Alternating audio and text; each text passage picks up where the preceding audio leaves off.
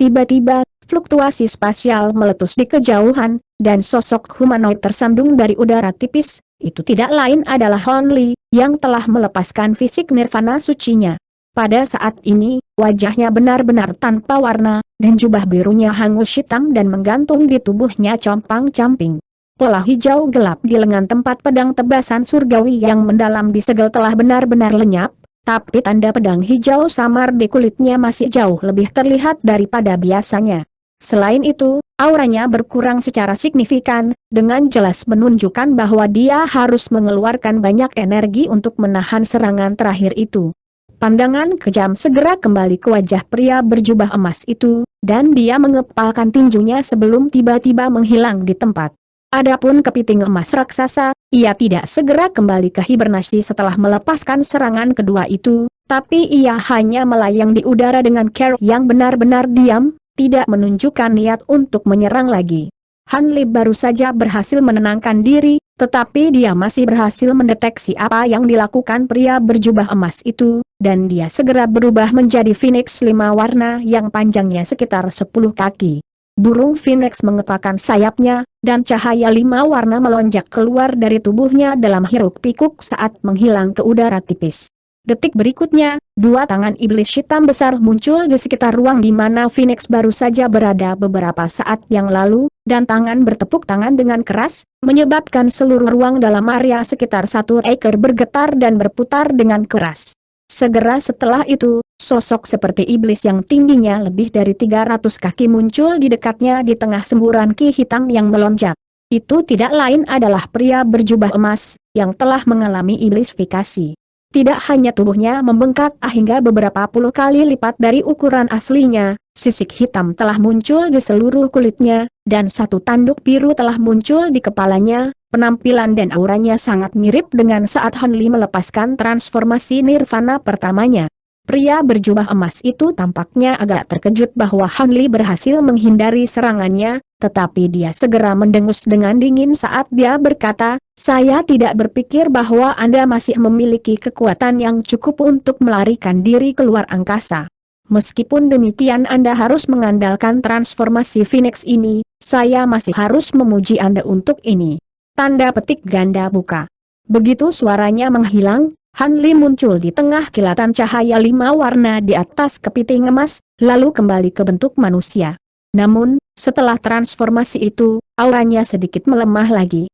Pandangan aneh muncul di matanya saat dia menilai pria berjubah emas itu, lalu berkata dengan suara tenang, dari suaranya, "Kamu pasti makhluk yang kuat yang berdiri di puncak tertinggi alam setan Elder. Di antara para patriark iblis, saya belum pernah bertemu Li Uji dan Nie Pan. Saya pernah mendengar bahwa Li Uji adalah seorang wanita, sementara Nie Pan adalah satu-satunya yang telah mencapai penguasaan penuh fisik nirvana suci.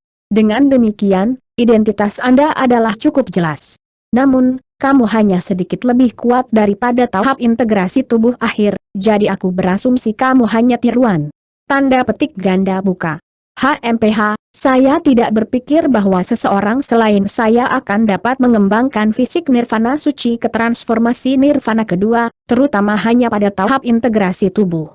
Namun, Anda sudah terluka parah setelah menahan 2 serangan dari kepiting suci, jadi tidak mungkin kau bisa melarikan diri dariku, menyerah dan aku akan memberimu kematian tanpa rasa sakit. Pria berjubah emas mendengus dingin. Segera setelah itu, bentangan luas cahaya hitam meletus dari tubuhnya, yang mulai membesar lagi dengan kecepatan yang luar biasa. Dalam sekejap mata, dia telah tumbuh menjadi lebih dari 1000 kaki, dan ki jahat yang meletus dari tubuhnya melonjak langsung ke langit. Ekspresi Han Li berubah sedikit saat dia membuat gerakan meraih, di mana sebuah gelang hitam muncul di genggamannya. Itu tidak lain adalah gelang makhluk roh yang diisi dengan kumbang pemakan emas.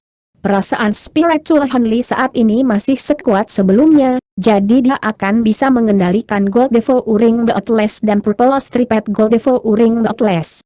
Selain itu, dia masih memiliki tubuh emas, tubuh roh, dan leopard kirin beas di lengan bajunya, jadi dia masih memiliki peluang bagus melawan klon nenek moyang suci Nie Pan bahkan setelah dia melepaskan fisik nirvana sucinya.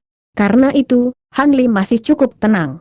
Namun, sebuah pikiran tiba-tiba terlintas di benaknya, Dan dia berhenti sejenak sebelum bertanya, leluhur suci Niepan bisa membuatmu menyerang 2 kali dengan menawarkan Faux Immortal Elixir kepadamu. Akankah aku bisa menawarkan sesuatu sebagai ganti bantuan juga? Tanda petik ganda buka. Tentu saja. Terlepas dari siapa itu, selama Anda dapat menawarkan sesuatu yang saya butuhkan, saya akan bersedia membantu Anda. Kepiting emas itu segera menjawab. Han Li sangat gembira mendengar ini. Meskipun dia masih sangat skeptis tentang apakah cairan hijau yang dihasilkan oleh botol kecil misterius itu adalah ramuan keberuntungan surgawi, tentu tidak ada salahnya untuk mencobanya dalam situasi ini. Namun, sebelum dia memiliki kesempatan untuk melakukan apapun, pria berjubah emas itu tiba-tiba tertawa terbahak-bahak lagi. Haha, teruslah bermimpi, bocah. Bagaimana mungkin kamu memiliki sesuatu yang dibutuhkan oleh kepiting suci? Aku akan mengakhiri hidupmu untuk menghindarkanmu dari kekecewaan karena penolakan. Segera setelah itu, pria berjubah emas itu menyapu lengan baju besar ke arah Hon Li, dan cahaya hitam melintas di dalam lengan bajunya, diikuti semburan cahaya hitam tebal yang berbentuk lonjakan tajam muncul lebih dari 100 kaki jauhnya dari Hon Li. Peringatan apapun. Mata Hon Li menyipit sedikit, dan sebagai lawan dari mengambil tindakan mengelak, dia memanggil tubuh emasnya di tengah kilatan cahaya keemasan, dan itu menyerang ke arah paku yang mendekat dengan 6 lengannya bersamaan. Ledakan bergema terdengar saat bola cahaya keemasan meledak di depan tubuh emas, mengirimkan gelombang kejut yang kuat menyapu ke segala arah. 6 lengan tubuh emas itu bergetar sebelum hancur seketika, tapi semburan cahaya hitam juga telah dipukul mundur. Cahaya biru melintas di mata Hon Li, dan dia bisa mengidentifikasi proyektil sebagai bagian kecil dari kuku hitam bertinta yang panjangnya sekitar 1 kaki. Begitu kuku jari Anda terlepas, ia segera meluncur ke arah Hon Li lagi. Cahaya keemasan berkedip, dan 6 lengan tubuh emas itu langsung beregenerasi sebelum melepaskan serangkaian proyeksi tinju emas. Proyeksi tinju membentuk penghalang emas yang menahan kuku hitam, tidak membiarkannya mendekati Hon Li. Pria berjubah emas agak terkejut melihat ini, tetapi ekspresinya kemudian langsung menjadi gelap saat dia menyapu lengan bajunya di udara lagi untuk melepaskan lebih banyak kuku. Memanfaatkan kesempatan ini, Han Li mengangkat tangan sambil berteriak, "Ini persembahan saya." Segera setelah itu, dia merogoh dadanya sendiri sebelum menarik tangannya seperti kilat. Setetes cairan hijau telah muncul di ujung jarinya, dan dia segera menjentikannya ke bawah sebagai bola lampu hijau. Kepiting emas memfokuskan pandangannya pada tetesan cairan hijau dan segera membuka mulutnya untuk melepaskan semburan cahaya keemasan, yang langsung menarik tetesan cairan ke dalam mulutnya. Begitu kepiting raksasa merasakan tetesan cairan, matanya tiba-tiba membelalak. Pada titik ini, kuku hitam lainnya juga telah mencapai Han Li, dan mereka meluncur ke arahnya seperti serangkaian pedang terbang. Namun, Han Li segera melepaskan tubuh rohnya setelah menjentikan tetesan cairan hijau ke bawah, dan tubuh roh telah bergabung dengan tubuh emas untuk menjaga kuku tetap di tempatnya, tetapi mereka jelas dipaksa ke kaki belakang. Sementara itu, pria berjubah emas itu membalikan tangannya untuk menghasilkan bendera tulang putih raksasa dengan tengkorak yang tak terhitung jumlahnya tertanam di permukaannya. Han Li tidak tahu jenis harta karun jahat benderanya, tapi dia jelas tidak ingin mengujinya. Dia tidak tahu apakah cairan hijau misterius itu dapat memenuhi persyaratan kepiting emas, tetapi dia segera berteriak, "Bantu aku membunuh klon ini." Detik berikutnya, kepiting emas raksasa memberikan jawaban yang memungkinkan Hon Li menghela nafas lega. "Persembahan yang kau berikan padaku bisa ditukar dengan 3 serangan dariku. Ini serangan pertama." Kepiting emas menyatukan 2 penjepit raksasanya dengan tidak tergesa-gesa saat berbicara. Pria berjubah emas itu tertegun mendengar ini, dan dia segera mulai panik melihat apa yang sedang dilakukan kepiting emas. Dia telah menyaksikan kekuatan kepiting emas pada beberapa kesempatan, dan dia tahu bahwa itu pasti terlalu menakutkan untuk dilawan klonnya. Dengan demikian, ekspresinya berubah secara drastis saat dia mengibarkan bendera raksasanya ke depan, lalu menginjakkan kaki ke bawah ke udara sebelum bergegas kembali sebagai embusan angin hitam. Hampir segera setelah dia melakukan ini, 4 garis besar cahaya keemasan muncul di kedua sisi tulang bendera, lalu mengirisnya menjadi beberapa bagian di tengah retakan yang keras. Ini serangan kedua. Suara kepiting raksasa itu masih terdengar acuh tak acuh seperti saat ia membuka mulutnya untuk mengeluarkan pilar cahaya keemasan. Pilar cahaya itu setebal tangki air, dan kecepatannya hampir tak terlukiskan di mata Hon Li. Itu mencapai sosok berjubah pamas dalam sekejap, lalu melewati tubuhnya bahkan sebelum dia bisa mulai bereaksi. Pria berjubah emas itu melolong kesakitan saat lubang besar muncul di perutnya, tapi luka seperti itu masih belum cukup untuk membunuhnya. Wajahnya memelintir karena kesakitan, tetapi dia segera membuat segel tangan sebelum menekan tangannya ke arah luka. Bahkan sebelum tangannya bersentuhan dengan tubuhnya sendiri, semburan ki hitam mulai muncul dari telapak tangannya, dengan jelas menunjukkan bahwa dia berencana untuk melakukan perawatan sendiri. Namun, di saat berikutnya, titik cahaya keemasan yang tak terhitung jumlahnya tiba-tiba muncul di dalam luka, dan pria berjubah emas itu melepaskan raungan putus asa yang menggelegar saat melihat ini, tetapi sudah terlambat. Bintik-bintik cahaya itu langsung berubah menjadi benang emas, lalu melesat ke segala arah. Dalam sekejap mata, lubang yang tak terhitung jumlahnya telah dilubangi ke tubuh pria berjubah emas itu. Setelah itu dia hancur menjadi potongan-potongan daging dan darah yang tak terhitung jumlahnya yang turun dari langit. Kekuatan kepiting emas benar-benar tak terduga, itu telah membunuh klon Niepan dengan mudah bahkan tanpa menggunakan serangan ketiga. Bahkan Nascent Soul Clone tidak berhasil melarikan diri dari benang emas yang merusak. Han Li melepaskan perasaan spiritualnya saat cahaya biru melintas di matanya, dan dia menghela nafas lega setelah memastikan bahwa tidak ada fragmen jiwa klon yang lolos. Dia kemudian mengalihkan pandangannya ke arah kepiting emas raksasa saat ekspresi ragu-ragu muncul di wajahnya. Aku sudah melepaskan 2 serangan, dan aku masih berhutang 1 serangan kepadamu. Jika kamu membutuhkannya sekarang, kamu dapat kembali kepadaku di lain waktu. Namun, aku hanya bisa tetap di sini, jadi kamu harus musuh ke tempat ini sebelum aku bisa menyerang mereka, kata kepiting emas dengan suara acuh tak acuh saat cahaya keemasan yang memancar dari tubuhnya sedikit redup. Han Li tersendat sedikit setelah mendengar ini sebelum bertanya, mengapa kamu tidak bisa meninggalkan tempat ini? Tanpa kekuatan spiritual abadi yang cukup, saya tidak akan bisa banyak bergerak sebelum saya kehabisan energi, jelas kepiting emas. Ekspresi Han Li berubah sedikit setelah mendengar ini. Apa yang Anda maksud ketika Anda mengatakan kekuatan spiritual yang abadi? Saya mengacu pada energi langit dan bumi yang dijiwai dalam persembahan Anda. Saya hanya setuju untuk memberikan bantuan saya kepada mereka yang dapat menawarkan hal-hal yang mengandung kekuatan jenis ini. Saya adalah boneka, jadi setiap gerakan yang saya lakukan mengeluarkan kekuatan spiritual abadi. Karena itu, saya menyimpan setengah dari kekuatan spiritual abadi dalam persembahan yang saya terima sebagai kompensasi, balas kepiting emas. Sebuah pikiran tiba-tiba terlintas di benak Han Li, dan dia bertanya, begitu. Apakah Anda seorang boneka abadi palsu? Saya dapat melihat bahwa Anda telah mencapai kecerdasan, jadi saya berhak untuk menyebut Anda sebagai sesama Daois. Bolehkah saya bertanya berapa lama tetes Heavenly Fortune Liquid yang saya berikan kepada Anda itu dapat memberi Anda bahan bakar? Tanda petik ganda buka.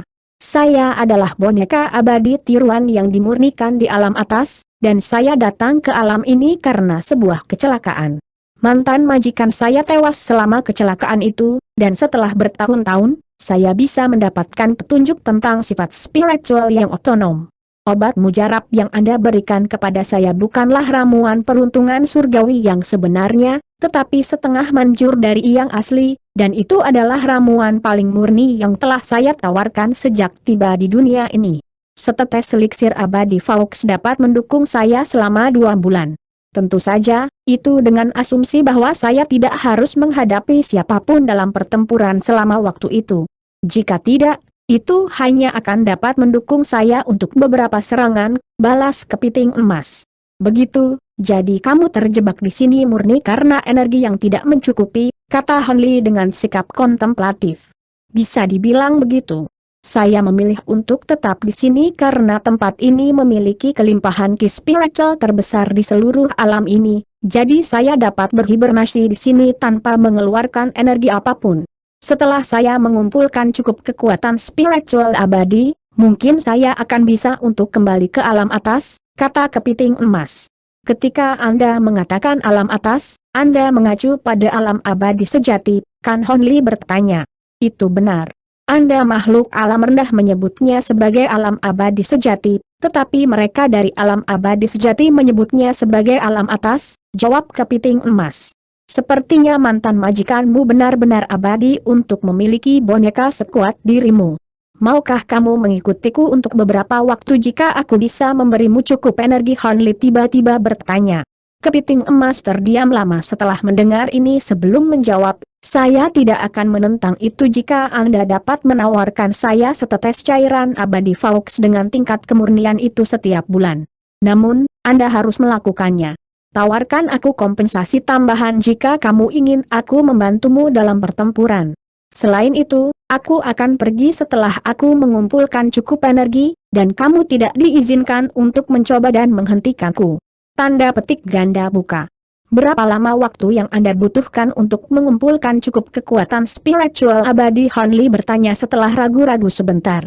Komponen konversi kekuatan spiritual abadi saya telah rusak parah, jadi saya hanya dapat mengubah satu tetes cairan abadi Faux paling banyak per bulan. Jika Anda dapat menawarkan saya satu tetes eliksir per bulan, saya harus mengumpulkan cukup setelah lebih dari 1000 tahun, kepiting emas menjawab. 1000 tahun? Hehe, baiklah, aku akan memberimu satu tetes cairan abadi tiruan per bulan, jadi ikutlah denganku, kata Hon Li sambil tersenyum. Baiklah, tapi jika kamu tidak dapat memberikan persembahan untuk bulan apapun, aku akan melihat itu sebagai pelanggaran dan membunuhmu di tempat, kata kepiting emas dengan lugas. Hon Li ragu sejenak setelah mendengar ini, lalu mengertakkan gigi dan mengangguk sebagai jawaban. Anda sendiri yang sepakat. Kalau begitu, kita bisa segera menandatangani perjanjian sementara, jawab kepiting emas saat tanda emas muncul di sekujur tubuhnya lagi. Segera setelah itu, ia membuka mulutnya untuk mengeluarkan lempengan batu hijau tua yang berukuran sekitar 4 kaki, yang melayang langsung ke arah Hon Li. Hon Li agak waspada terhadap lempengan batu itu, tapi itu hanya melayang di tempat tanpa melakukan apapun, dan baru kemudian Hon Li mengarahkan pandangannya ke arah itu. Saat melakukannya, dia menemukan bahwa ada teks perak miring yang berkedip di lempengan batu, dan setelah membacanya dengan cermat, dia menemukan ini sebagai kesepakatan dengan persyaratan yang baru saja ditetapkan oleh kepiting emas. Jika Anda tidak memiliki masalah dengan perjanjian ini, maka keluarkan saja beberapa esensi darah ke atasnya untuk menutup kesepakatan, kepiting emas itu mendorong. Hon Li cukup lega mendengarnya dan langsung setuju. Jika kepiting emas meminta bagian dari indera spiritualnya atau sesuatu seperti itu, dia harus mempertimbangkan kembali karena takut diplot oleh beberapa batasan yang tidak diketahui, tetapi esensi darah bukanlah masalah sama sekali.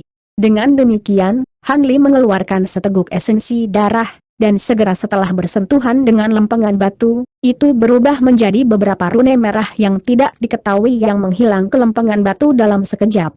Segera setelah itu, lempengan batu itu terbang kembali seperti bola lampu hijau dan masuk ke mulut kepiting emas lagi. Sekarang perjanjian sementara sudah ditandatangani, aku bisa ikut denganmu. Kapan kita berangkat? Hehe, kamu benar-benar orang yang lugas, rekan Taois. Kita bisa pergi sekarang, tapi sebelum itu, apakah kamu bisa mengadopsi bentuk yang kurang menarik perhatian? Hon Li bertanya sambil tersenyum. Tentu, balas kepiting emas dengan sikap acuh tak acuh. Setelah itu tubuhnya mulai menyusut dengan cepat di tengah kilatan cahaya keemasan. Setelah cahaya memudar, kepiting emas diturunkan menjadi seorang pria muda bercukur bersih yang mengenakan satu set jubah polos hijau. Pria muda itu tampak berusia 27 hingga 28 tahun dengan sepasang mata emas dan alis hijau tua. Dia menoleh ke arah Hon Li dengan ekspresi penuh, dan berkata, Anda bisa menyebut saya sebagai Taois Xie. 1. Sedikit kejutan melintas di mata Hon Li saat dia secara refleks menyapu perasaan spiritualnya ke arah pemuda itu, hanya untuk membuatnya langsung ditolak. Hatinya sedikit tersentak saat dia menangkupkan tinjunya untuk memberi hormat, dan berkata, merupakan suatu kehormatan untuk memiliki kamu bersamaku, Senior Xie. Nama keluargaku Hon, dan aku dari alam roh. Ini bukan tempat yang baik untuk bicara, ayo kita berangkat sekarang juga. Tanda petik ganda buka. Taois Xie secara alami tidak keberatan dengan ini, dan dengan demikian, mereka berdua terbang ke kejauhan sebagai sepasang garis cahaya, satu biru langit dan satu emas. Titik. Sementara itu, Bao Hei, dan Yuan Yan masih melayang di udara di atas pulau Bitter Spirit. Tiba-tiba, ekspresi kedua patriark yang jahat itu berubah serempak, dan mereka masing-masing membalikan tangan untuk menghasilkan kotak giok. Haha, gumpalan indera spiritual benar-benar telah dihapus. Pemuda berjubah hitam itu berseru dengan gembira, lalu menyapu lengan baju di udara, di mana Wirm hitam berkepala 3 muncul di bawahnya di tengah ledakan fluktuasi spasial.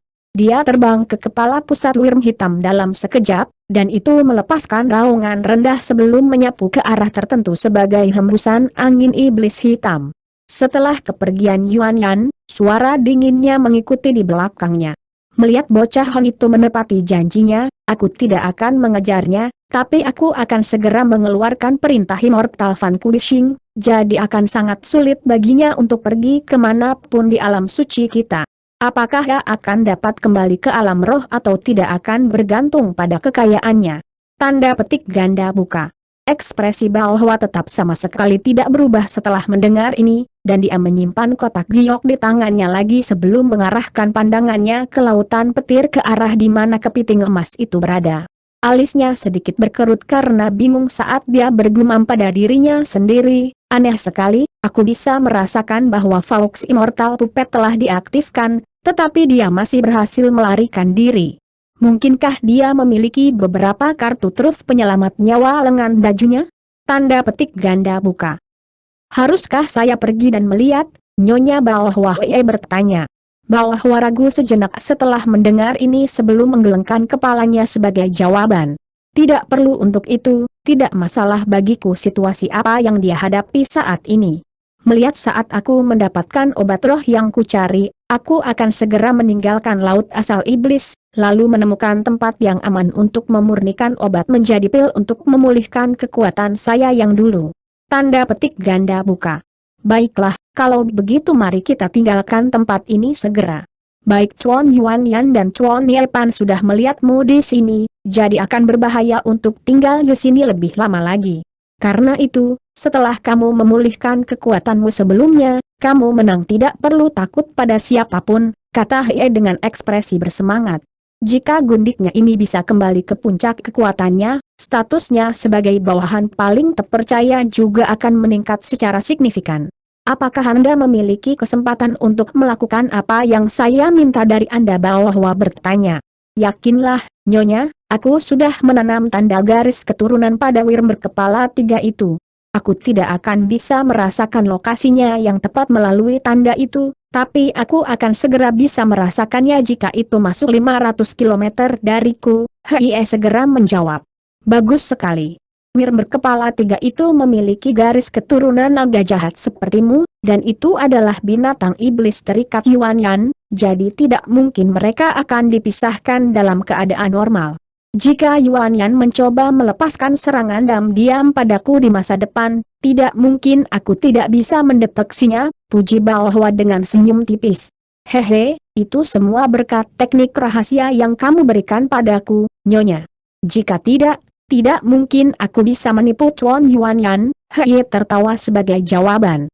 Teknik rahasia ini hanya dapat digunakan pada makhluk dengan garis keturunan yang sama, dan indera spiritual Yuan yang dibatasi di Pulau Bitter Spirit, jadi tidak mengherankan jika dia tidak memperhatikan apapun. Baiklah, ayo berangkat dari tempat ini sekarang. Bao Hwa membuat segel tangan saat dia berbicara, dan proyeksi pohon bunga merah muda muncul di belakangnya sebelum ukurannya membesar dengan cepat. Dalam sekejap mata, keduanya benar-benar dibanjiri oleh cahaya merah jambu. Segera setelah itu, proyeksi pohon bunga raksasa hancur menjadi titik cahaya merah muda, dan Bao Hwa dan Hei tidak terlihat dimanapun. Dengan demikian, kedamaian dan ketenangan kembali ke Pulau Roh Pahit. 7 hari kemudian, sepasang makhluk iblis tingkat tinggi tiba di Pulau Roh Pahit. Salah satunya adalah seorang pria yang tampaknya berusia 30-an mengenakan baju zirah iblis biru, memberikan penampilan yang sangat mengesankan. Ia didampingi oleh seorang wanita tua dengan kulit keriput dengan bintik-bintik cleaver, dan dia memegang tongkat dengan gagang berbentuk kepala bangau. Keduanya melayang di udara di atas lembah, memeriksa sekeliling mereka seolah-olah mereka sedang mencari sesuatu. Beberapa saat kemudian, wanita tua itu mendengus dengan dingin saat dia mengarahkan tongkatnya ke bawah, dan sebidang tanah di bawah tiba-tiba runtuh untuk menambahkan kawah raksasa yang berdiameter beberapa puluh kaki. Jadi bahwa benar-benar datang ke sini, aku bisa merasakan sisa auranya. Kita tidak bisa membiarkannya pergi kali ini, kata wanita tua itu dengan suara kasar yang tidak menyenangkan. Anda masih belum bisa mengesampingkan dendam itu selama bertahun-tahun, tidak heran basis kultivasi Anda tidak meningkat sedikit pun. Pria berarmor biru kekar itu menghela nafas. Wanita tua itu segera menjadi marah setelah mendengar ini. Kau membuatnya terdengar sangat mudah. Jika bukan karena si brengsek itu, bagaimana aku bisa dipukul di tubuh tua keriput ini tanpa ada kesempatan untuk mencapai tahap Grand Ascension? Apa kau lupa tentang semua klon milikmu yang dia hancur? Tanda petik ganda buka. Berlawanan dengan penampilannya yang mengesankan, dia memiliki sikap yang sangat tenang, dan dia berkata, apa gunanya menyebut sesuatu seperti ini? Kamu hanya merusak kondisi mentalmu sendiri. Hentikan omong kosong. Jika kamu benar-benar lupa apa yang telah dia lakukan padamu, mengapa kamu segera bergegas ke sini setelah menerima kabar dari Yuan Yan? Wanita tua itu bertanya dengan kebencian dan keraguan di matanya. Aku tidak peduli jika kau percaya padaku atau tidak, tapi aku sudah mengembangkan seni iblis darah menangis sampai ke titik ketidakpedulian, jadi aku tidak lagi merasakan emosi yang kuat. Aku memutuskan untuk menemanimu pada kesempatan ini karena aku tertarik pada harta karun yang dimiliki bahwa, hanya setelah mendapatkan harta itu, aku akan memiliki kesempatan untuk mengatasi kesengsaraanku berikutnya. Pria berlapis baja biru itu menjawab dengan tenang. Sebuah pikiran muncul pada wanita tua itu setelah mendengar ini, dan dia bertanya, apakah Anda mengacu pada lightning warteg-nya? Itu benar, bahwa mampu mengatasi banyak kesengsaraan dengan harta itu.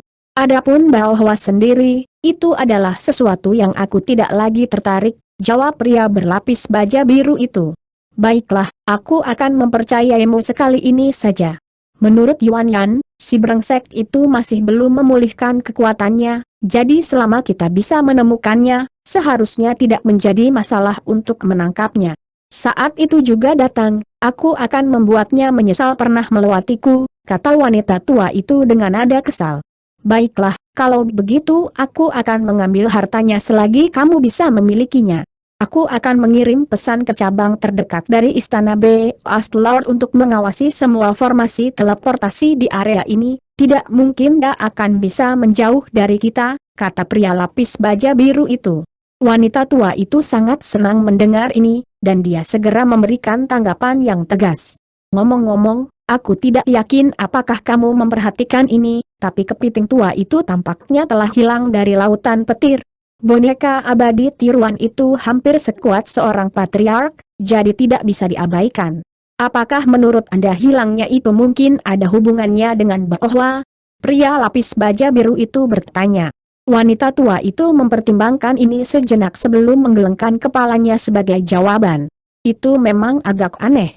Boneka Faux Immortal Puppet telah ada di alam suci kita bahkan sebelum kita lahir, dan tidak pernah meninggalkan lautan petir ini. Memang agak meresahkan bahwa itu tiba-tiba menghilang. Namun, saya tidak yakin bahwa si brengsek itu memiliki kemampuan untuk mengambilnya. Kalau tidak, dia pasti sudah menangkapnya kembali ketika dia berada di puncak kekuatannya, dan dia tidak akan direduksi menjadi keadaan yang menyedihkan. Tanda petik ganda buka. Ada pembudidaya manusia tahap integrasi tubuh yang disebutkan dalam perintah penaklukan abadi Yuan Yan. Mungkinkah itu ada hubungannya dengan bocah manusia itu? Pria berarmor biru itu merenung.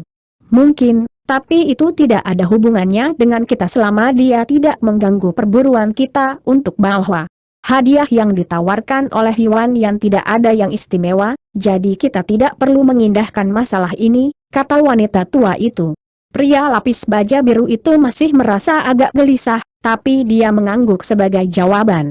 Itu benar, prioritas kami adalah menemukan bahwa, jadi yang terbaik adalah tidak terganggu oleh hal-hal lain.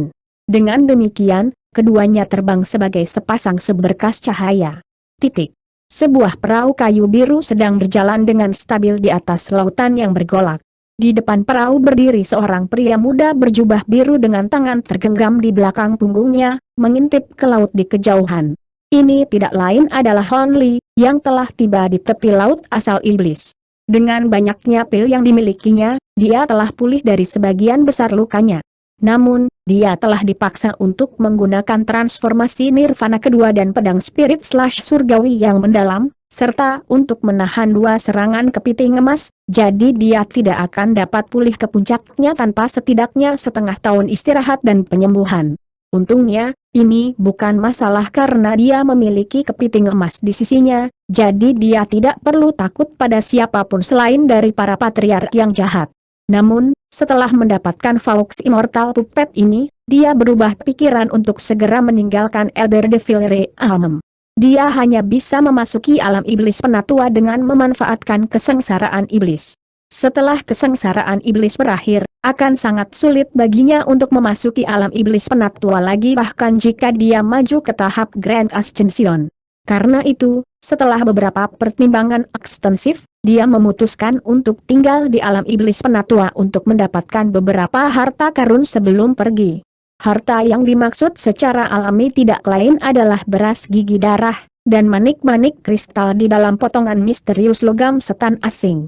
Salah satu dari 2 hal itu dapat meningkatkan konstitusi fisiknya sementara yang lain dapat dengan cepat meningkatkan kekuatan sihirnya, jadi keduanya sangat berharga baginya.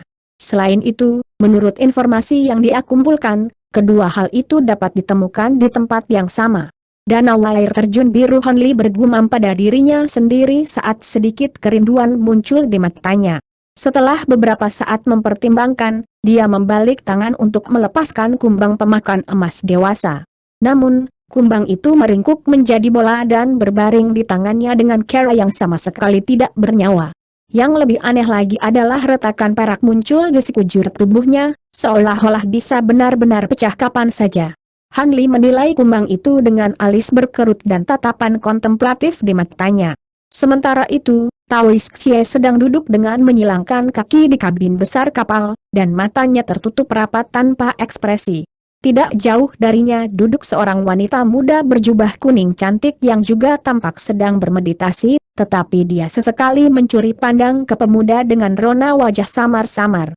Sebulan kemudian, kehebohan besar diciptakan di seluruh alam iblis penatua oleh Immortal Vanquishing Order yang telah dikeluarkan Yuan Yan. Bahkan beberapa leluhur suci cukup tergoda oleh hadiah besar yang ditawarkan, dan target dari Immortal Vanquishing Order hanyalah pembudidaya manusia tahap integrasi tubuh dari alam roh. Begitu banyak leluhur suci mengirim klon mereka setelah target, berpikir bahwa dia akan menjadi hasil yang mudah. Namun, ada beberapa leluhur suci yang sangat bersahabat dengan Yuan Yan yang menerima beberapa informasi orang dalam, dan semuanya telah memutuskan untuk menahan diri dari mengejar target ini. Meski begitu, beberapa klon leluhur suci dan Raja Iblis tahap integrasi tubuh mulai memburu target yang dimaksud. 2 bulan kemudian, seseorang akhirnya menemukan Hon Li di dekat salah satu kota besar di alam iblis penatua, kota Jade, dan informasi ini dilaporkan kepada 4 Raja Iblis di kota. Dengan demikian, 4 Raja Iblis berhasil mencegat Hon Li di dekat formasi teleportasi di kota, hanya untuk dibunuh oleh Taoist Xie dengan mudah. Puluhan ribu makhluk iblis di dekatnya membatu saat melihat ini, dan Hon Li bisa berjalan melewati mereka sebelum berangkat menggunakan formasi teleportasi. 3,5 bulan kemudian, Han Li terlihat sekali lagi di wilayah berbahaya terkenal di alam iblis penatua yang dikenal sebagai Lembah Sungai Emas. Leluhur suci Tianya yang sangat terkenal mengirim klon dan 3 bawahan Chuan yang jahat untuk mencegat Han Li sekali lagi. Namun, setelah pertempuran sengit, klon leluhur suci dan 2 Raja Iblis binasa hanya dengan 1 Raja Iblis yang mahir dalam teknik gerakan yang berhasil melarikan diri. Berita tentang ini dengan cepat menyebar, dan dengan cepat menjadi topik hangat di bibir semua orang. Setengah tahun kemudian, leluhur suci Xue Guang dan dua klonnya tiba di sebuah kota kecil dengan banyak bawahannya untuk menghadapi Han Li, kemudian melepaskan kekuatan luar biasa untuk mencoba dan menangkap Han Li dan kelompoknya hidup-hidup. Han Li dan Taois Xie secara alami membalas, dan pertempuran pun terjadi. Selama setengah tahun terakhir masa penyembuhan, Han Li sebagian besar telah pulih, dan manfaat yang dia peroleh dari Spirit Cleansing Pond dan Clean Spirit Lotus benar-benar mulai bersinar, terutama dalam bentuk langkah besar yang dia buat dalam dirinya. Provenance Through the Arts. Karena itu, Han Li segera menjalani transformasi nirvana kedua, menampilkan kekuatan luar biasa yang memungkinkannya untuk menyamai tubuh asli leluhur suci Xue Guang dalam pertempuran. Setelah pertempuran sengit yang berlangsung sehari semalam, hampir seluruh kota dihancurkan, dan makhluk jahat yang tak terhitung jumlahnya terbunuh atau terluka sebagai kerusakan tambahan. Namun, yang paling mencengangkan bagi semua orang adalah hasil dari pertempuran tersebut. Pada akhirnya, tubuh asli leluhur suci Xue Guang terpaksa melarikan diri dengan luka parah, sementara klon dan bawahannya semuanya telah terbunuh. Dua pertempuran sebelumnya telah memperingatkan semua makhluk jahat tentang betapa menakutkannya Taois Xie, tetapi setelah pertempuran ini, semua orang menyadari bahwa Han Li juga tidak boleh dikacaukan. Namun, bom sebenarnya masih belum datang. Beberapa hari setelah berakhirnya pertempuran itu, tubuh leluhur suci Xue Guang yang dimutilasi ditemukan di pegunungan yang jaraknya ratusan ribu kilometer dari lokasi pertempuran. Kepalanya telah terbelah, menunjukkan bahwa tidak hanya tubuhnya telah dimutilasi parah, bahkan jiwa yang baru lahir telah ditangkap secara paksa. Ini menciptakan kehebohan yang lebih besar di seluruh alam iblis penatua, dan semua leluhur suci segera mengerahkan bawahan mereka untuk menyelidiki masalah ini. Persaingan selalu didorong di alam iblis penatua, dan bahkan tidak jarang melihat Raja Iblis dibunuh, tetapi sudah puluhan ribu tahun sejak leluhur suci terbunuh terakhir kali. Beberapa leluhur suci mencurigai bahwa Han Li dan Taois Xie berada di balik ini, tetapi ada lebih banyak orang yang curiga bahwa dia telah dibunuh oleh musuh-musuhnya, yang telah mengambil keuntungan dari luka yang dideritanya selama pertempuran.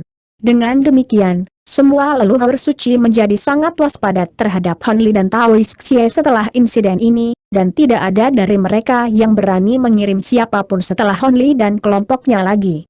Bagaimanapun, dengan kekuatan hebat dari Han Li dan Taois Xie, menyebarkan klon atau bawahan hanya akan mengirim mereka ke kematian mereka, sementara mengejar mereka secara langsung dapat menciptakan peluang bagi musuh dari leluhur suci ini untuk membunuh mereka. Adapun Raja Iblis biasa, tanpa leluhur suci yang mau memimpin, semuanya secara alami menyerah juga. Dengan demikian, Han Li dan kelompoknya tiba-tiba menjadi sekumpulan kentang panas yang tidak ingin dipegang siapapun. Tentu saja, Immortal Vanquishing Order yang asli masih berdiri, tetapi itu menjadi formalitas yang lebih kosong dari apapun. Akibatnya, Han Li menempa reputasi yang gemilang untuk dirinya sendiri di seluruh alam iblis penatua. Di sebuah gua di dalam perut gunung yang tandus, duduklah seorang pria tua dan seorang pria kekar. Pria tua itu memiliki sepasang alis yang sangat panjang dengan satu set fitur wajah tirus, dan ada gambar proyeksi setan yang mengancam dengan 3 kepala dan 6 lengan terpampang di jubahnya. Adapun pria kekar, dia memiliki janggut tebal dan mengenakan baju besi hitam, memberikan penampilan yang sangat mengesankan. Aura yang dilepaskan oleh mereka berdua jauh lebih menakutkan daripada yang dimiliki oleh Raja Iblis normal, tetapi mereka tampaknya belum berada di tahap Grand Ascension. Keduanya saat ini sedang menilai item di antara mereka dengan fokus penuh. Ini adalah kuali merah tua yang tingginya hanya sekitar 1 kaki. Setengah bagian atasnya berbentuk persegi, dan ada wajah hantu mengerikan yang diukir di masing-masing dari 4 sudutnya. Kuali itu bergetar tak henti-hentinya sementara tangisan mengerikan terdengar dari wajah-wajah hantu, seolah-olah beberapa makhluk jahat telah terperangkap di dalam kuali dan disiksa secara brutal. Mengapa terus melawan, Xue Guang? Semakin cepat Anda mengungkapkan lokasi gua rahasia itu kepada kami, semakin cepat Anda akan dikeluarkan dari kesengsaraan Anda. Setelah disegel dalam kunci penyegel iblis begitu lama, rekan Taois C dan saya telah mengembangkan kesabaran yang sangat besar, sehingga kami dapat dengan mudah menyiksa Anda selama 1000 tahun tanpa menjadi bosan. Pada akhirnya, Anda masih harus mengungkapkan semuanya kepada kami. Selain itu, kami semua berasal dari jiwa yang sama, jadi Anda menang setidaknya tidak akan menyerahkan semuanya kepada orang luar. Pria kekar itu mendesah untuk menunjukkan empati. Memang, jika Anda mengembalikan semua yang Anda ambil dari kami, mungkin kami akan membebaskan Anda. Anda tahu kami, rekan Taois Feng Xie dan saya adalah orang-orang dari kata-kata kami. Pria tua itu menimpali juga. Keduanya tidak lain adalah Cek Qigong dan Feng Xie, yang telah terjebak di kunci penyegel iblis. Mereka entah bagaimana berhasil melarikan diri dari kunci penyegel iblis, dan sebuah kesempatan akhirnya tiba bagi mereka untuk menghancurkan tubuh fisik leluhur suci Xue Guang, lalu menangkap jiwa yang baru lahir dan menjebaknya di dalam kuali iblis ini. Menilai dari apa yang mereka katakan, jelas ada banyak sejarah dan darah buruk di antara mereka bertiga. Hehe, teruslah bermimpi. Tidak mungkin, kau akan melepaskanku. Aku lebih suka menyimpan harta karun di gua-gua rahasia selamanya, daripada menyerahkannya kepadamu tanpa hal-hal itu, akan membutuhkan setidaknya beberapa ribu tahun, bagimu untuk memulihkan kekuatanmu. Alam suci kita, saat ini sedang menghadapi kesengsaraan besar. Dengan kekuatanmu, kau bisa dengan mudah mati. Bagaimana mungkin aku menyerahkan satu-satunya kesempatan yang kumiliki untuk membalas dendam? Suara kesakitan yang dipenuhi dengan kebencian dan kebencian terdengar dari dalam kuali sebagai tanggapan. HMPH, kamu kurang ajar. Sejujurnya, aku hanya melepaskan 1% dari kekuatan Soul Refining Cauldron. Jika aku ingin melakukannya, aku bisa meningkatkan penderitaanmu 100 kali lipat. Kamu benar-benar tahu apa artinya berharap kamu mati kalau begitu, kata Cek Qigong dengan marah. Segera setelah itu, dia membuat segel tangan sebelum melantunkan sesuatu dan melemparkan serangkaian segel mantra ke dalam kuali. Cahaya merah terang meletus dari kuali, dan keempat wajah hantu itu berubah kesakitan secara serempak. Tangisan mengerikan yang datang dari dalam kuali menjadi lebih meresahkan untuk didengarkan, tetapi ekspresi Cek Qigong tetap sama sekali tidak berubah. Adapun Feng Xie, dia hanya menggelengkan kepalanya dan menutup matanya untuk bermeditasi seolah-olah dia bahkan tidak bisa mendengar apapun. Titik. Sementara itu, lebih dari 100 makhluk iblis bertanduk tingkat tinggi telah mengepung seorang pria dan seorang wanita di udara di atas gurun yang tak terbatas. Tanah berpasir di bawah dipenuhi dengan tubuh yang terpotong-potong dan berlumuran darah. Di antara duo yang telah dikepung, wanita itu adalah wanita yang sangat cantik dengan gaun putih, sementara pria itu sangat mengerikan dan mengenakan baju besi hitam. Itu tidak lain adalah Bao Hua dan Hei. Alis Bao Hua saat ini sedikit berkerut saat dia menilai makhluk iblis di hadapannya dengan ekspresi gelap. Makhluk iblis ini semuanya benar-benar identik dalam penampilan, dan mereka semua benar-benar tanpa ekspresi, seolah-olah mereka bukan makhluk hidup. Baju besi Hei hampir seluruhnya berlumuran darah, dan dia terkekeh dengan ganas saat dia menjilat darah di sudut bibirnya. HMPH, aku tidak percaya kamu bodoh masih berani melawan kita bahkan setelah begitu banyak dari saudara-saudaramu dibunuh. Sebagai tanggapan, salah satu makhluk iblis hanya mengucapkan kata pergi dengan cara yang sama sekali tanpa emosi. Segera setelah itu, semua makhluk iblis bertanduk mengangkat tangan mereka untuk mengungkapkan serangkaian lencana hitam, yang memunculkan bola cahaya hitam yang meluncur langsung ke arah duo Bao Hua dari segala arah. Ia mengeluarkan suara gemuruh saat dia mengayunkan tongkat gada raksasanya ke udara, yang langsung membengkak menjadi sekitar 10 kali ukuran aslinya.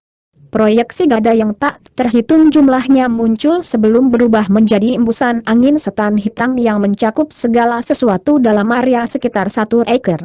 Ledakan bergema terdengar saat satu tubuh iblis yang hancur demi satu jatuh dari angin hitam. Makhluk iblis bertanduk ini cukup kuat, tapi mereka jelas bukan tandingan Hei dan dengan cepat menderita korban. Meski begitu, mereka tidak menunjukkan niat untuk melarikan diri, dan seolah-olah mereka tidak mengenal rasa takut. Hei jauh lebih kuat dari makhluk iblis ini, tapi dia sepertinya sudah mengalami banyak pertempuran sengit. Akibatnya, dia tidak memiliki banyak kekuatan sihir yang tersisa, dan dia dengan cepat mulai berjuang. Serangannya masih ganas seperti biasanya, tapi kilau keringat mulai muncul di wajahnya.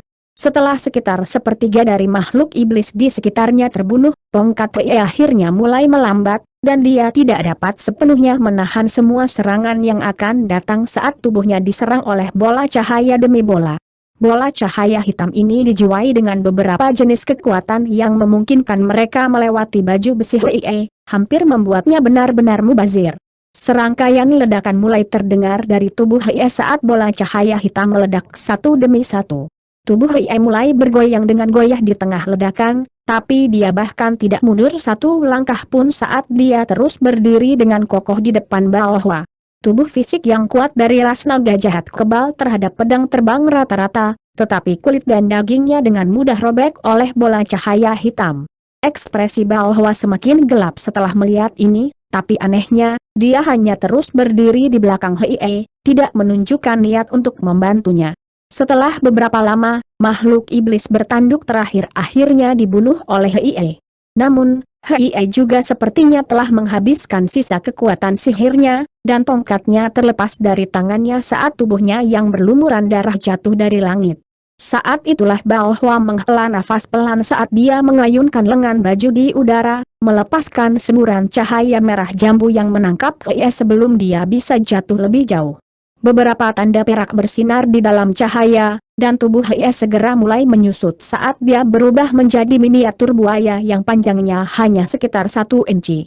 Tubuh buaya penuh dengan luka, dan tidak sadarkan diri. Cahaya merah jambu menyapu miniatur buaya itu ke dalam lengan baju Baohwa. Setelah itu dia mengangkat kepalanya, dan berkata, "Kalian berdua telah mengawasi dari pinggir cukup lama, bukankah ini sudah waktunya kalian menunjukkan dirimu? HMPH, aku tahu kami tidak akan bisa membodohimu. Untuk hari ini, aku telah mengorbankan semua 500 tentara iblisku, tapi kamu juga tidak lagi memiliki sekutu di sisimu, jadi itu sepadan dengan pengorbanannya." Begitu suara itu menghilang, fluktuasi spasial meletus di kejauhan, dan seorang wanita tua dan seorang pria kekar muncul. Wanita tua itu mengenakan satu set jubah merah, dan dia menilai Baohwa dengan mata yang dipenuhi dengan kebencian yang mendalam. Keduanya adalah leluhur suci Tianqi yang sangat terkenal dan leluhur suci Hian. Keduanya memiliki kekuatan yang tak terduga dan mahir dalam teknik kombinasi. Mereka terkenal di Elder Devil Realm karena betapa kejam dan kejamnya mereka, dan reputasi mereka hampir menyamai reputasi 3 patriark yang jahat. Bahkan leluhur suci rata-rata akan menghindari menghadapi mereka dengan segala cara. Entah bagaimana mereka bisa melacak Baohwa dan Hei, dan mereka segera mengirimkan sejumlah besar bawahan untuk menyerang keduanya. Baohwa bisa merasakan bahwa mereka berdua sedang bersembunyi di dekatnya dan tidak ingin menunjukkan kondisi lemahnya saat ini, jadi dia hanya bisa mengandalkan Hei untuk menghadapi musuh-musuh ini sendirian. Setelah beberapa putaran pertempuran sengit, kekuatan sihir Hei akhirnya benar-benar habis, meninggalkan Baohwa yang harus berjuang sendiri. Pria kekar, Tianqi, mengarahkan pandangannya ke arah Baohwa, dan berkata, "Lama tidak bertemu, rekan Taois Baohwa, kamu masih secantik dan semuda biasanya." Sedikit kejutan muncul di wajah Baohwa saat dia menilai Tianqi sambil sepenuhnya mengabaikan wanita tua itu. "Disposisi Anda telah banyak berubah, rekan Taois Tianqi, saya harus memberi selamat kepada Anda atas kemajuan jelas yang telah Anda buat dalam kultivasi Anda." Hian sangat marah saat melihat ini, dan dia membanting tongkatnya ke bawah di tengah ledakan yang bergema saat dia berkata dengan suara yang keras, "Baohwa, kami dapat melihat bahwa kamu belum sepenuhnya memulihkan kekuatanmu, jadi tidak mungkin kamu akan jadilah tandingan kakakku dan aku sendiri. Jika kau berlutut dan bersujud kepada kami, mungkin kami bisa memberimu kematian yang cepat dan tanpa rasa sakit." Tanda petik ganda buka. "Sepertinya Anda di sini untuk membalas dendam atas apa yang terjadi bertahun-tahun yang lalu. Apakah Anda di sini untuk tujuan yang sama?" Tianqi Baohwa bertanya dengan tenang. "Kesengsaraanku berikutnya tidak jauh lagi, dan aku membutuhkan hartamu," jawaban Tianqi sangat lugas. Sedikit pencerahan muncul di mata Bahwa setelah mendengar ini. Apakah Anda mengacu pada Lightning Warteg saya? Memang. Dengan harta karun itu, ada peluang bagus aku bisa mengatasi kesengsaraanku berikutnya, jadi ku harap kau menyerahkannya padaku. Nada suara Tian Qi tetap sama sekali tidak berubah, tetapi tatapan dingin muncul di matanya. Saya tidak sepenuhnya menentang untuk menyerahkan Lightning Warteg saya kepada Anda, tapi itu salah satu harta terpenting yang saya miliki, jadi saya tidak bisa memberikannya begitu saja kepada Anda tanpa alasan. Bagaimana dengan ini? Jika Anda bisa mengambil satu serangan dari saya akan meminjamkan Anda teks selama 10.000 tahun, bagaimana menurut Anda? Bahwa bertanya dengan senyum santai. Anda ingin saya menerima serangan dari Anda? Murid Tian Qi tiba-tiba berkontraksi setelah mendengar ini. Kebencian dan kebencian di mata Hian juga telah sepenuhnya digantikan oleh kebingungan. Kedua iblis itu tidak bisa membantu tetapi bertanya-tanya apakah Bahwa benar-benar telah memulihkan kekuatannya dan membujuk mereka untuk muncul di hadapannya. Jadi, keduanya jatuh dalam kontemplasi diam-diam. Apakah Anda takut, rekan Taois? Tian Qi Bahwa terkekeh. Serangkaian pikiran dengan cepat melintas di benak Tian Qi sebelum akhirnya membuat keputusan. Baiklah, biarkan aku melihat jenis kemampuan baru apa yang telah kamu kembangkan yang membuatmu begitu percaya diri. Hian ragu-ragu sejenak, lalu mengangguk dengan enggan saat dia berkata, hati-hati, kakak senior bela diri, aku akan terus mengawasimu. Tian Qi mengangguk sebagai tanggapan sebelum melangkah maju, menempuh jarak lebih dari 100 kaki dengan satu langkah. Dia kemudian menggenggam tangannya di belakang punggungnya dan berdiri diam di tempat, menunggu Bahwa melepaskan serangannya. Senyuman aneh muncul di wajah Bahwa saat dia mengangkat tangan dengan sikap acuh tak acuh, lalu membuka mulutnya untuk mengeluarkan bola cahaya merah muda.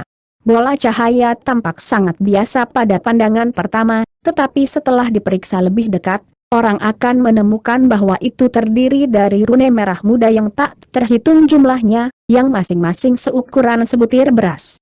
Bola cahaya melayang di atas telapak tangannya, dan dia dengan lembut menunjuknya dengan tangan satunya, yang tiba-tiba meledak. Rune yang tak terhitung jumlahnya mulai melonjak melalui daerah sekitarnya seperti kelopak bunga merah muda, menciptakan pemandangan yang indah untuk dilihat. Tepat pada saat ini, semburan cahaya hijau melintas melalui epicentrum ledakan, diikuti dengan bibit hijau kecil muncul di atas telapak tangannya. Bibit itu kemudian dengan cepat tumbuh menjadi pohon kecil yang tingginya sekitar setengah kaki, dan terus tumbuh dengan kecepatan yang dapat dilihat dengan mata telanjang. Dalam sekejap mata, sebatang pohon hijau besar muncul di atas tangan Bahwa dan seluruh tubuhnya tercakup di bawahnya. Akar pohon itu telah menyatu dengan telapak tangan Bahwa, dan sepertinya menarik kekuatan sihir dari tubuhnya. Ekspresi Tian Qi yang tenang dan tabah berubah drastis setelah melihat ini, dan dia berseru, itu pohon suci surgawi yang mendalam. Bagaimana Anda menyatu dengan harta karun itu? Mungkinkah Anda sudah memulihkan kekuatan Anda dan menguasai kemampuan itu?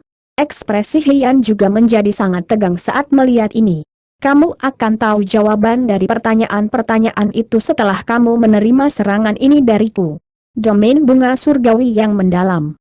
Bahwa mengeluarkan teriakan pelan, dan pohon hijau besar di atas telapak tangannya tiba-tiba kabur saat bintik cahaya merah muda muncul di seluruh cabangnya.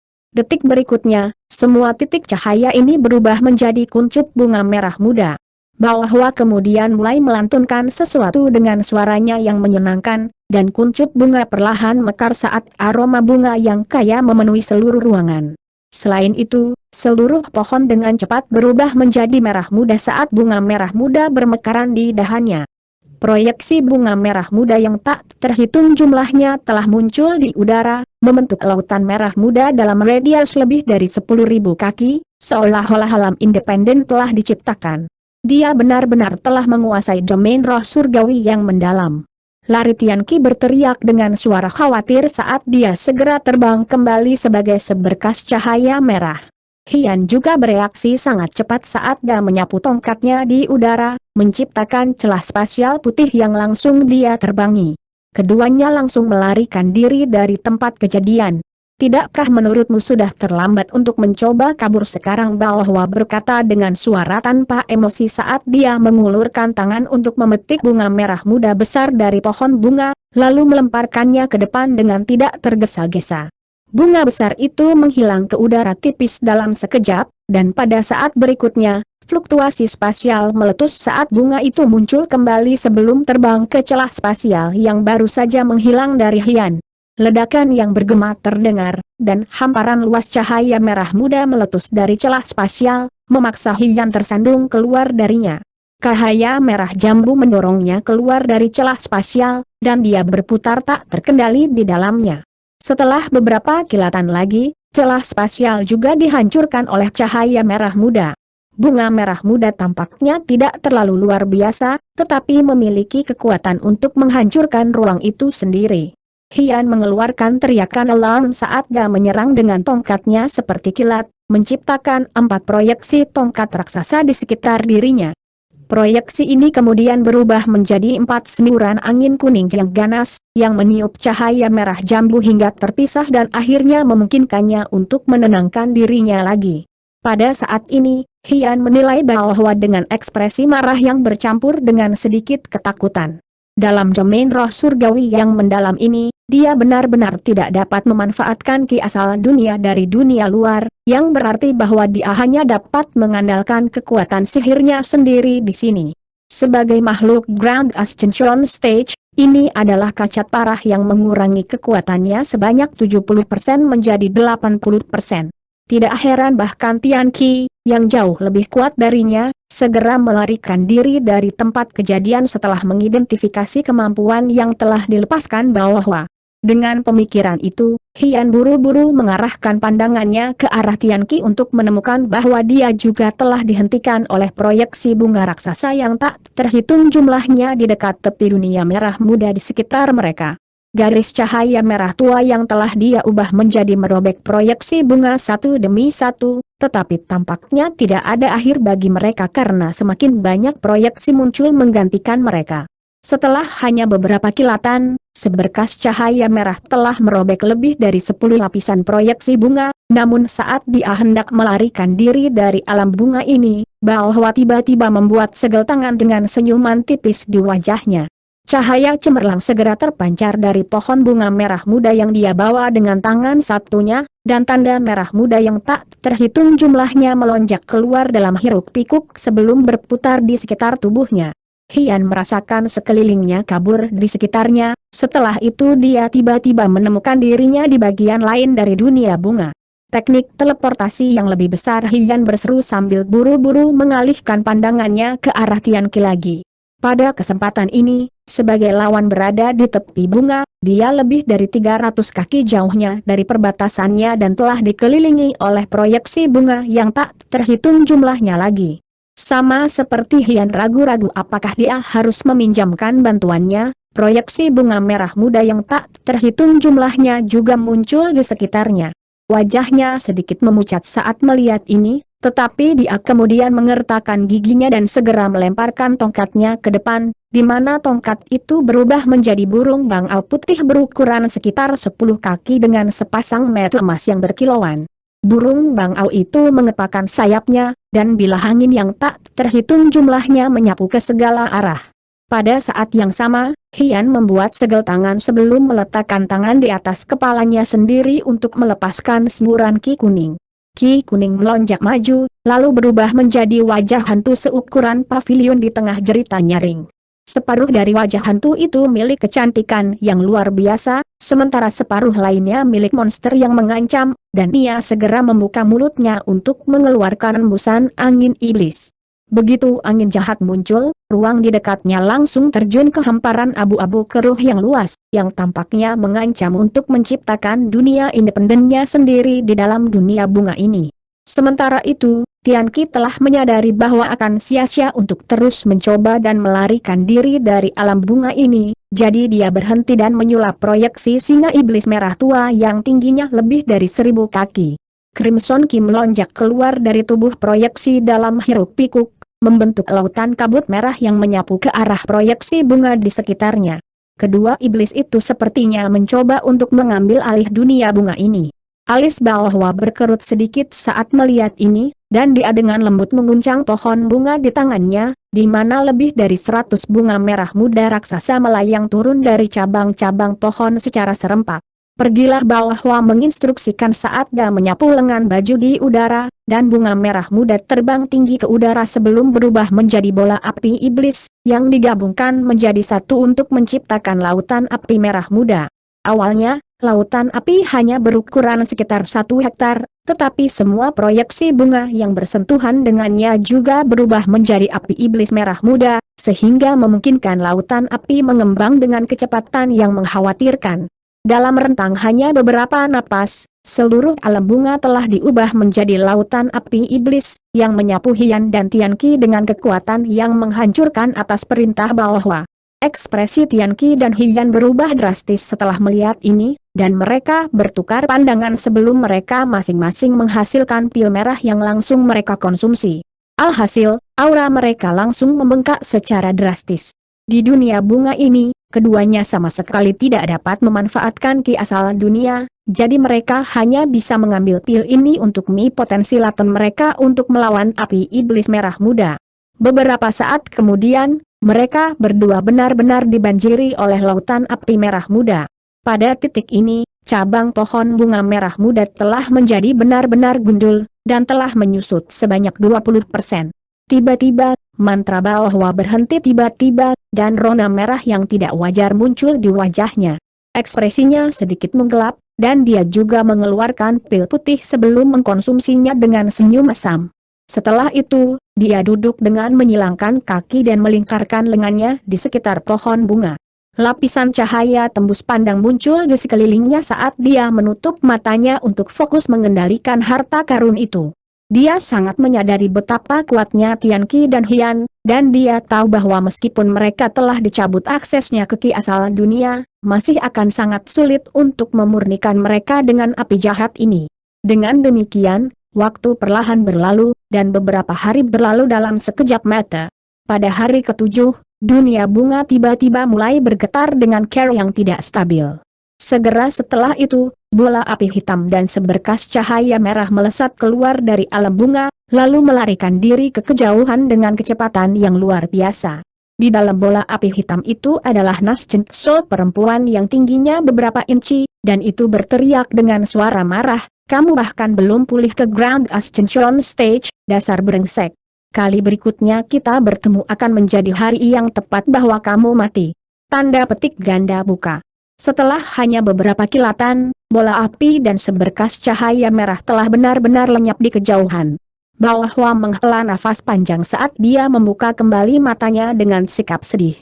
Api iblis yang melonjak di dalam dunia bunga mulai surut, kembali menjadi sekitar selusin bunga merah muda raksasa dalam sekejap mata, yang semuanya menempel kembali ke cabang pohon bunga. Hampir pada saat yang sama, seluruh domain roh surgawi yang mendalam hancur dan hancur menjadi titik cahaya spiritual. Pohon bunga di tangan Balhwa juga langsung menyusut menjadi bola berwarna merah muda yang langsung ditelannya. Aku sangat dekat. Tubuh mereka telah dimurnikan menjadi abu, tetapi dengan kemampuan mereka, hanya butuh beberapa abad bagi mereka untuk pulih ke kekuatan sebelumnya. Sepertinya aku harus bertemu mereka beberapa kali lagi di masa depan. Balhwa bergumam pada dirinya sendiri saat dia bangkit, tetapi saat dia melakukannya, rona merah yang tidak wajar muncul di wajahnya, dan dia hampir tersandung kembali ke posisi duduk lagi.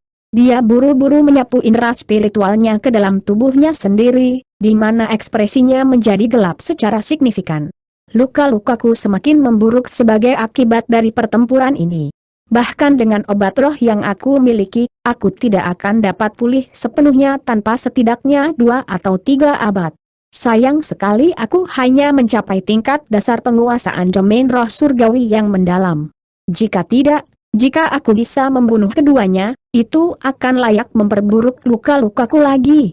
Sepertinya aku harus kembali ke alam roh dan segera pergi ke pengasingan. Balhwa menghela nafas dengan sikap pasrah sebelum menyapu lengan baju di udara untuk melepaskan semburan cahaya merah jambu. Setelah itu dia tiba-tiba menghilang di tempat.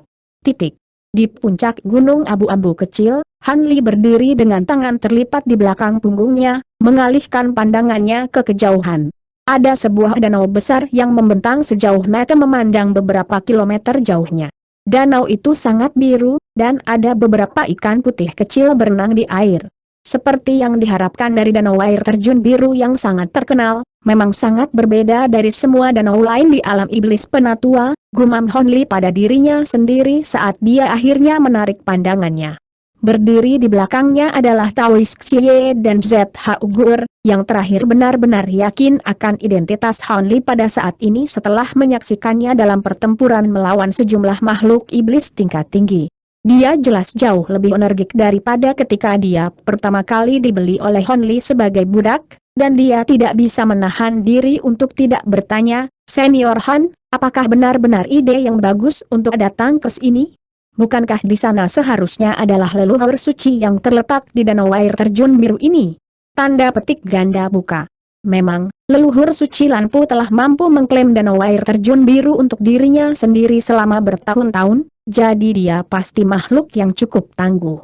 Namun, aku bertekad untuk mendapatkan lebih banyak keping nasi gigi darah, jadi saya bersedia mengambil risiko ini. Selain itu, menurut pengetahuan saya, leluhur suci Lanpu telah mengasingkan diri selama bertahun-tahun, dan di permukaan, danau air terjun biru hanya dijaga oleh salah satu klon dan dua klonnya murid-muridnya, jadi dia mungkin tidak hadir di danau, jawab Han Li sambil tersenyum.